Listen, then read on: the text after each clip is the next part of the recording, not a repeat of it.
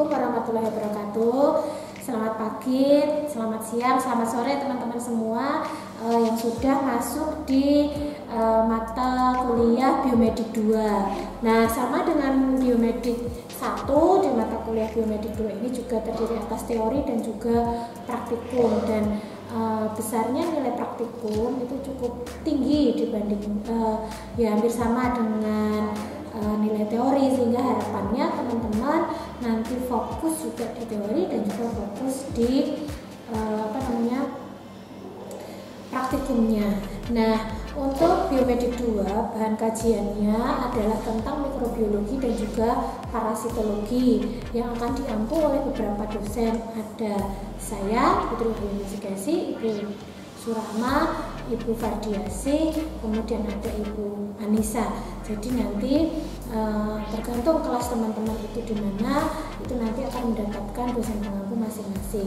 Baik, untuk praktikum Biomedik 2 sampai saat ini karena pandemi COVID-19 masih belum bisa ditangani dengan maksimal, artinya proses penularan masih tetap terjadi, sehingga proses praktikum dilaksanakan secara online seperti kemarin dengan menggunakan media Google Classroom. Jadi harapannya teman-teman nanti silahkan memantau di grup kelasnya masing-masing. Nanti kan dosen akan men-sharekan linknya untuk praktikum, atau juga nanti bisa melalui laporan nanti akan men-sharekan di mana link praktikum Biomedik 2 itu bisa diakses gitu ya. Dan kita akan mulai praktikum di minggu ketiga. Jadi perkuliahan minggu ketiga kita sudah mulai praktikum. Nah, apa saja yang akan dipelajari pada praktikum Biomedik 2 ini? Isinya hampir sama, atau memang karena praktikum itu mendukung teori yang ada di kelas, sehingga acara praktikum ini juga menyesuaikan yang ada di teori di kelas. Yang pertama adalah nanti pengenalan alat. Teman-teman akan dipandu untuk mengenal alat-alat yang digunakan untuk praktikum biomedik. Tentu saja alat-alat yang digunakan berbeda dengan praktikum yang digunakan di Biomedik 1. Gitu nggih. Kemudian materi yang kedua adalah sterilisasi alat dan bahan. Yang ketiga teknik pembuatan media. 4 pemeriksaan angka kuman alat makan metode plate. Kemudian 5 pemeriksaan angka kuman udara. 6 identifikasi bakteri. 7 pengecatan gram. 8 pengenalan mikroskop. Kemudian 9 protozoa usus, 10 protozoa darah, 11 protozoa darah dan nematoda jaringan, 12 nematoda usus, 13 kestoda, 14 trematoda, dan 15 pemeriksaan tinja untuk identifikasi parasit dan sediaan darah malaria. Jadi teman-teman semua nanti juga akan diberikan buku panduan praktikum yang nanti akan menjadi panduan teman-teman dalam mengikuti praktikum Biomedik 2 ini.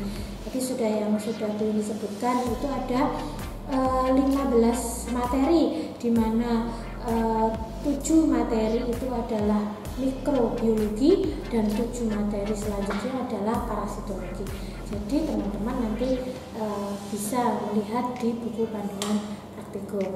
Nah, selanjutnya ini karena Bu ini ada di bagian mikrobiologi, maka Bu ini akan menjelaskan bagian praktikum Biomedik 2 khususnya di bagian mikrobiologi. Sebelum adik-adik melangkah lebih lanjut ke praktikumnya, acara demi acara, Bu ini jelaskan bahwa mikrobiologi itu kalau kita bekerja di laboratorium mikrobiologi itu semua kondisi harus steril, dan semua kondisi itu harus dijaga baik. Besok kalau misalnya adik-adik ada kesempatan untuk melakukan praktikum secara offline, misalnya di lab, ya harus memenuhi semua protokol yang ditetapkan di lab mikrobiologi. Karena di lab mikrobiologi itu kita bermain-main dengan api, salah satu alat yang bisa digunakan untuk media sterilisasi. Jadi kenapa kok di sini nanti harus dikenalkan dulu alat-alatnya, karena memang alat-alat yang digunakan spesifik untuk bidang mikrobiologi. Semuanya dikondisikan untuk bisa memenuhi semua yang dibutuhkan dalam praktikum mikrobiologi. Gitu ya adik-adik semua. Oke, sekarang kita langsung ke materi yang pertama, yaitu pengenalan alat. Pengenalan alat-alat yang akan kita gunakan dalam praktikum biomedik 2 khususnya bagian mikrobiologi. Ini ada sebagian yang ada di depannya Bu Yuni ini ya. Ada beberapa hal yang ini teman-teman harus paham dan harus tahu betul. Yang pertama ini Bu Yuni perkenalkan, yang ini adalah lampu spiritus atau lampu bunsen. Kenapa ini menjadi nomor 1 yang Bu Yuni perkenalkan? Karena ini adalah alat yang harus kita gunakan terus ketika kita bekerja di laboratorium mikrobiologi. Kenapa? Karena di api inilah nanti kita bisa menjaga kondisi di sekitarnya menjadi steril ya. Jadi ini dibuka kemudian dinyalakan. Besok kalau misalnya teman-teman di lab secara langsung ini dibuka, dinyalakan, kemudian kalau mau mematikan jangan ditiup tetapi ditutup menggunakan penutupnya. Karena kalau ditiup nanti apinya akan semakin besar. Jadi ditutup saja. Dan ini mudah kesenggol tangan. Karena kita kerjanya dekat sekali dengan api, ini mudah kesenggol tangan. Jadi kalau misalnya besok ada kesempatan praktikum langsung atau besok bekerja langsung di depan lampu spiritus ini, teman-teman harap berhati-hati karena spiritus itu sangat mudah sekali terbakar dan mudah sekali kesenggol oleh tangan. Jadi ini ya, ini adalah lampu spiritus atau lampu bunsen. Kemudian yang tidak kalah pentingnya dalam praktikum bagian mikrobiologi ini adalah namanya ose. Ose ini digunakan untuk menanam atau menginokulasi bisa bakteri, bisa jamur. Jadi mikroorganisme ya, ini sudah dipakai untuk menginokulasi mikroorganisme. Di sini ada 2, ada yang ujungnya melengkung, ini ada yang bulat, ujungnya bulat, kemudian ada yang ujungnya runcing saja. Nah ini beda, ini namanya ose tumpul yang ujungnya membulat, kemudian ini ose tusuk yang ujungnya runcing. Peruntukannya untuk apa? Tentu saja peruntukannya berbeda. Ya, kalau ya ose tumpul ini atau ose yang ujungnya bulat seperti ini dipakai untuk menginokulasi bakteri dari media cair ke media padat bisa. Jadi misalnya ini adalah media cair, dimasukkan ke sini osenya. Sebelum digunakan harus dibakar dulu. Kemudian ini dimasukkan, kemudian nanti ada media lagi yang biasanya adalah media padat, itu nanti digoreskan begitu. Ya, ini adalah ose tumpul. Jadi dari media cair ke media padat dengan cara digoreskan. Ya. Kalau misalnya kita sudah tahu bakterinya adalah aerob atau bakteri yang suka dengan oksigen, itu ini digoreskan saja di permukaan media yang akan kita gunakan. Nah, kalau yang ose tusuk ini digunakan bisa dari media cair, memindahkan bakteri dari media cair begini, kemudian ke media apa? Ke media cair yang lain juga bisa. Terus dari media cair ke media padat tetapi ditusukkan, itu juga bisa. Jadi kalau kita sudah tahu misalnya bakterinya adalah anaerob atau tidak suka dengan oksigen, nah itu bisa ditusukkan ke media padat.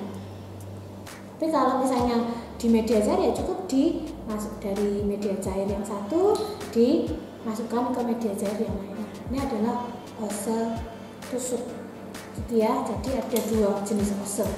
Ose tumpul yang ujungnya melingkar dan ose tusuk yang ujungnya runcing.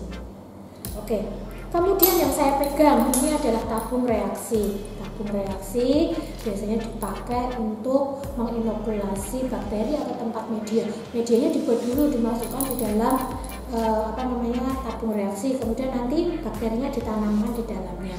Ini ya. Nah, di dalam tabung reaksi ini ada tabung kecil yang dimasukkan ke dalamnya dan posisinya terbalik. Jadi yang ada lubangnya ini diposisikan terbalik. Yang kecil ini namanya adalah tabung Durham. Tabung Durham ini dimasukkan posisinya terbalik begini. Nah, fungsinya untuk apa? Nah, ini tabung Durham juga bisa dilihat di sini. Ini yang sudah ada medianya. Ini adalah media BGLB yang dipakai untuk menguji E. coli atau bisa juga E. coli.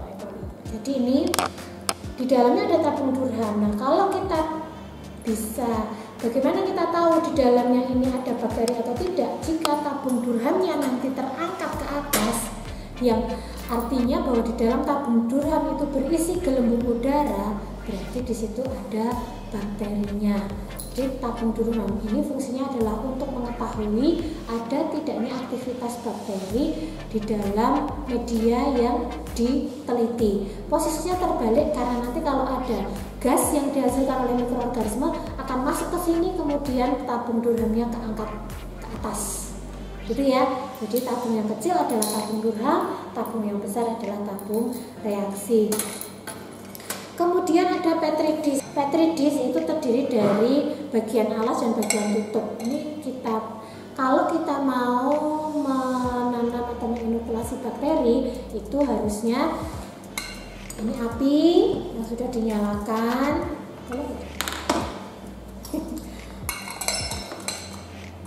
Ini petri dish ini nanti biasanya dipakai untuk media padat. Kalau tadi tabung reaksi digunakan untuk media cair, kalau petri dish digunakan untuk media padat yang cair di tabung reaksi. Nah, kalau ini kondisinya sudah ada medianya, nggak boleh kita buka begini. Wah, nanti ini bakteri dari mulut akan tertanam di sini semua. Itu namanya kontaminasi. Nggak boleh. Makanya harus dekat-dekat dengan api. Harus begini. Kalau kita membuka pun, bukanya harus bagian yang dekat dengan api. Nggak boleh dibuka semua. Seperti ini. Nah, ini adalah petri dish. Misalnya tadi ya sudah, terus harus dibakar dulu. Nah, ini nanti baru digoreskan begini. Ini adalah petri dish. Jadi tidak boleh jauh-jauh dari api. Bukanya pun harus begini. Kalau misalnya tabung reaksinya isinya ini bakteri atau media, ini juga harus dekat-dekat dengan api. Maka kedua tangan ini harus terampil. Nah, harus terampil. Tapi harus tetap hati-hati. Karena apa? Karena yang kita ajak main-main itu api. Dan ini spiritus mudah sekali terbakar. Kalau kena baju, kena tangan, dia bisa menyebabkan luka kalau terbakar. Gitu ya. Jadi ini adalah petri dish, dipakai untuk menginokulasi bakteri dengan menggunakan media padat. Sedangkan yang tabung reaksi digunakan untuk menginokulasi bakteri dengan menggunakan media cair. Oke. Kemudian ada botol sampel dengan pemberat ini. Kok dengan pemberat ini bawahnya ini besi, ini berat. Ini dipakai untuk apa? Ini dipakai untuk mengambil sampel air dengan kedalaman tertentu. Misal, besok kalian kerja di puskesmas, suruh menginspeksi kualitas air sumur. Misalnya di puskesmas itu ada laporan bahwa terjadi wabah penyakit diare misalnya. Kita pasti harus tahu di mana sumber air minum, air bersihnya dari mana. Ternyata dari sumur misalnya. Nah, berarti kita harus ngecek apakah sumur itu terkontaminasi oleh mikroorganisme yang bisa menyebabkan diare atau tidak. Nah, bagaimana caranya mengambil sampel air ya? Jangan menggunakan timba, tapi menggunakan ini dengan pemberat. Ini nanti ada talinya. Tali itu nanti akan panjang begitu ya. Nanti terus ini dimasukkan ke dalam sumur dengan kedalaman tertentu. Misal sumurnya itu kedalamannya 2 meter. Kita ambil bagian tengahnya atau titik sampelnya nanti ada di mana yang ditentukan, itu yang diambil menggunakan botol dengan pemberat ini. Sebelum digunakan nanti botol pemberat ini juga mengalami sterilisasi terlebih dahulu. Jadi benar-benar yang kita jaga adalah kondisi steril. Nanti akan saya jelaskan di bagian sterilisasi kenapa kok sterilisasi itu harus dilakukan. Nah, ini makanya di kuliah saya juga sudah disampaikan, sudah ada materinya tentang sterilisasi, kenapa kok kita harus melakukan sterilisasi. Ini ya, botol sampel dengan pemberat. Ini dipakai untuk mengambil air dengan kedalaman tertentu. Kemudian botol sampel tanpa pemberat. Yang ini ya. Misal besok kalian pengen melakukan satu penelitian, ternyata sumber airnya itu sumber air dari isi ulang. Nah, itu ngambilnya nggak pakai pemberat karena isi ulang itu tidak dengan kedalaman tertentu, tapi menggunakan botol sampel yang ini tanpa pemberat. Ini nanti bisa dipakai untuk mengambil sampel air yang tidak dengan kedalaman tertentu, bisa air isi ulang, kemudian bisa juga air dari keran. Nah itu bisa ya, air keran itu mungkin bisa dari PDAM atau dari sumur yang ditampung di penampungan air itu ya. Oke, ini adalah botol sampel tanpa pemberat. Kemudian sendok penyu ini, kenapa disebut sendok penyu? Karena dibuat dari karapasnya penyu atau cangkangnya penyu itu ya. Sendok penyu ini ada dua sisi, yang satu sisi besar, yang satu sisinya kecil. Yang besar ini dipakai untuk mengambil bahan dengan jumlah yang banyak, tetapi kalau yang kecil dipakai untuk mengambil bahan dalam jumlah yang sedikit ya. Jadi nanti ini dipakai, ini biasanya untuk mengambil media atau bahan-bahan media atau bahan-bahan yang lainnya. Ini ya sendok penyu, disebut sendok penyu karena dibuat dari karapasnya penyu. Kemudian ada pinset. Pinset pasti sudah tahu ya, buat jepit-jepit itu pinset. Nah, kita tidak boleh ngambil langsung pakai tangan kecuali tangan kita sudah steril. Nah, kita dibantu dengan menggunakan pinset. Lagian misalnya kita mengambil kapas yang sudah disterilisasi di sini, sudah ada alkoholnya, maksud kita ngambil pakai tangan, tangannya nggak muat, sehingga kita harus dibantu menggunakan pinset atau penjepit. Jadi adik-adik seperti itu ya pinsetnya, pasti sudah banyak yang tahu pinset. Kemudian ada penjepit tabung. Nah, ada kalanya kita harus memanaskan, entah memanaskan bahan-bahan yang akan digunakan untuk media. Nah, kita nggak mungkin megang tabung reaksi kok begini pakai tangan, padahal ini nanti panas. Nah, jadi kita harus menggunakan alat bantu, penjepit. Penjepitnya nanti baru dicarikan ya, sabar. Ini penjepit tabungnya di sini, sehingga nanti kalau kita memanaskan tabung reaksi itu, tangan kita tidak langsung bersentuhan dengan panas. Fungsinya adalah itu, untuk membantu kita menjepit tabung reaksi, sehingga nah ini tabung reaksi seperti ini. Nah, dipanaskan begini, jadi tidak langsung tangan kita yang terkena panas, yang megang ini nggak boleh dipegang. Dan kalau memanaskan pun arah lubang ini nggak boleh diarahkan ke temennya sengaja, nggak boleh, harus diarahkan ke bagian lain yang kosong gitu ya. Ini adalah penjepit tabung reaksi. Ada yang bentuknya kayu, ada yang bentuknya logam. Kemudian ada rak tabung reaksi ini. Ini adalah rak tabung reaksi, memang dipakai untuk meletakkan tabung reaksi yang digunakan untuk praktikum. Kemudian ini tadi sudah lampu bunsen, timbangan analitik. Nah, nanti biar disiapkan dulu. Kemudian ada koloni counter. Ini adalah koloni counter. Koloni counter ini nanti bisa dinyalakan. Nah, misal kita akan melihat berhitung jumlah koloni. Jadi kalau kita sudah menanam bakteri di sini, dia nanti bakteri itu tidak bisa dilihat satu sel ya. Jadi bakteri itu modelnya dia akan tumbuh membentuk koloni.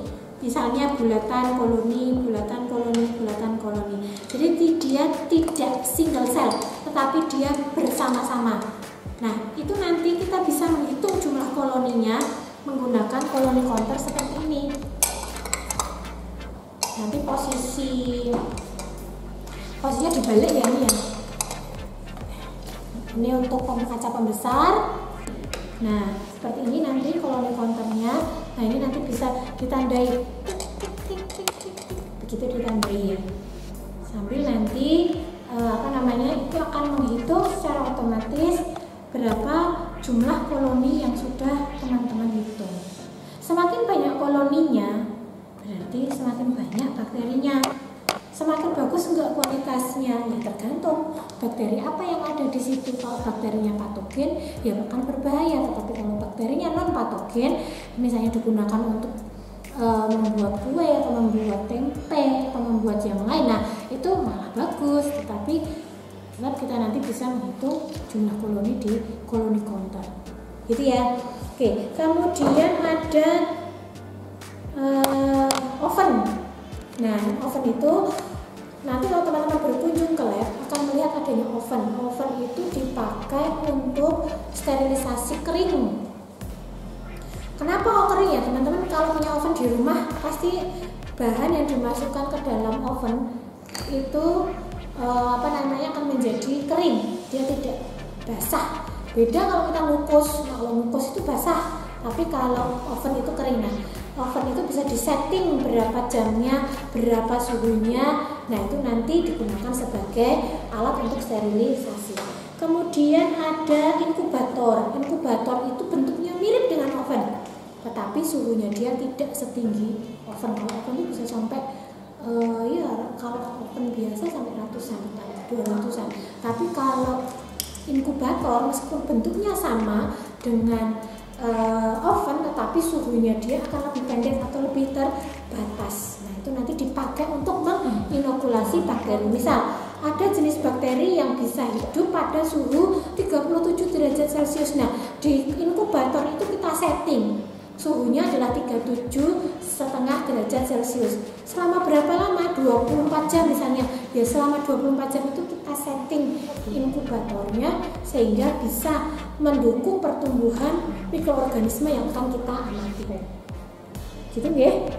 Kemudian ada timbangan analitik, itu dipakai untuk menimbang bahan meskipun dalam jumlah sedikit.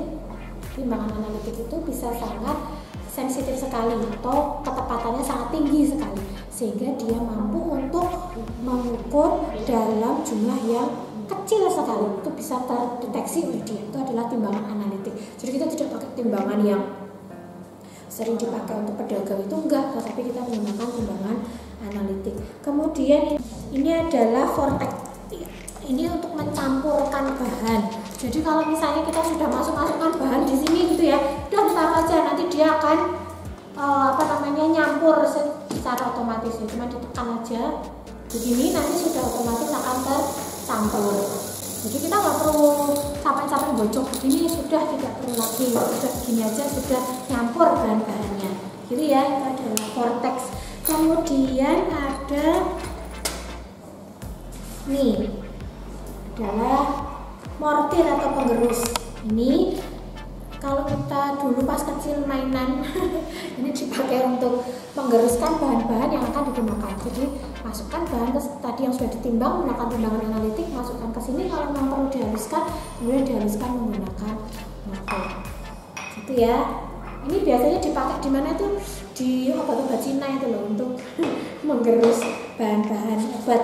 Kemudian ada midget impenger. Ini midgetnya yang ini, air pump samplernya yang ini seperti kalau kita punya akuarium di rumah. Nah, tapi ini dibalik cara kerjanya sehingga dia akan nyedot udara dari luar ke dalam. Misalnya besok adik-adik skripsinya mau melihat kualitas mikrobiologi atau kualitas bakteri di ruangan operasi. Ruangan operasi itu kan harus steril.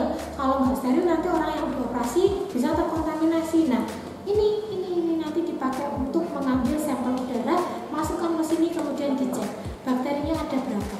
Harusnya ruangan operasi itu tidak boleh ada bakteri yang bersifat berbahaya yang ada di lingkungan udaranya. Nah, nanti teman-teman bisa ngambil ini pakai ini gitu ya. Oke, kemudian ada propipet. Nah, ini dipakai nanti untuk membantu mengambil ya sampel. Nggak disedot ya, kalian sudah sangat beruntung deh. Dulu kalau saya praktikum menggunakan pipet seperti ini itu disedot. Alatnya terbatas, sekarang sudah banyak alatnya. Ini nanti disedot, kalau sudah nanti bisa dikeluarkan lagi. Ini ya fungsinya untuk mengambil bahan yang berbentuk cair, bantuan propipet. Kemudian botol sampel makanan. Nah, ini botol selai. Bisa diisi apalah jajan yang pengen kamu ambil. Misalnya pengen, itu kok bakso tusuknya ramai banget, saya pengen cek itu bakso tusuknya ada berapa angka kumannya ya, pakai ini ya. Tapi ini sudah disterilisasi. Kalau ada bakteri ya benar-benar bakteri yang berasal dari makanan yang kamu ambil, bukan dari wadahnya. Oke, kemudian nah untuk alat dan bahan mungkin itu ya. Ini nanti yang saya jelaskan di bagian media saja. Di sini cuma alat-alat aja. Oke, besok teman-teman untuk praktikum acara pertama pengenalan alat tugasnya adalah membuat gambar, menggambar ya, bisa ngambil dari Google ya, bisa googling, kemudian nanti diambil gambarnya. Tetapi ingat, kalau mengambil dari suatu sumber, tuliskan referensinya. Misal kamu ngambil dari blognya lab misalnya, ya harus ditulis blognya itu kamu ngambilnya kapan, kemudian aksesnya jam berapa, itu harus ditulis di situ. Meskipun hanya foto loh ya, dibiasakan kita mengambil foto, mengambil gambar, mengambil tulisan orang lain harus dimasukkan citasinya. Nggak boleh hanya kan cuma gambar itu juga ada copyrightnya. Kalau misalnya yang punya copyrightnya itu tidak berkenan, itu akan jadi suatu pelanggaran. Jadi tolong nanti kalau ngambil gambar dari sumber yang lain silakan diacu, disitasikan. Tapi kalau gambar sendiri boleh nggak? Boleh sekali. Nanti bisa dibuat seperti di buku petunjuk praktikum, ada nomor, nama alat, fungsi, dan gambar. Atau nanti gambarnya sendiri, kemudian fungsinya ada di kolom sendiri. Seperti itu nanti silahkan dibahas, dituliskan di dalam pembahasan. Ya, sama dengan praktikum biomedik 1. Di sini laporan juga harus dikumpulkan sebelum praktikum minggu depannya dilaksanakan. Saya hari ini hari Kamis teman-teman praktikum, berarti kapan terakhir mengumpulkan? Ya hari Rabu. Hari Rabu minggu depan sudah harus dikumpulkan. Kalau tidak, berarti nanti ada pengurangan nilai. Artinya bahwa kalian tidak memenuhi waktu yang sudah ditetapkan. Bagaimana bisa diketahui kalau kalian terlambat? Di Google Classroom, kalau kalian terlambat mengumpulkan itu ada notifikasinya bahwa kalian mengumpulkannya terlambat melebihi waktu yang sudah ditetapkan. Begitu adik-adik untuk acara 1 mungkin Bu Yuni cukupkan ya. Nanti selanjutnya kita bisa lanjutkan untuk materi yang selanjutnya. Itu tetap sehat, tetap semangat, jaga protokol kesehatan. Assalamualaikum warahmatullahi wabarakatuh.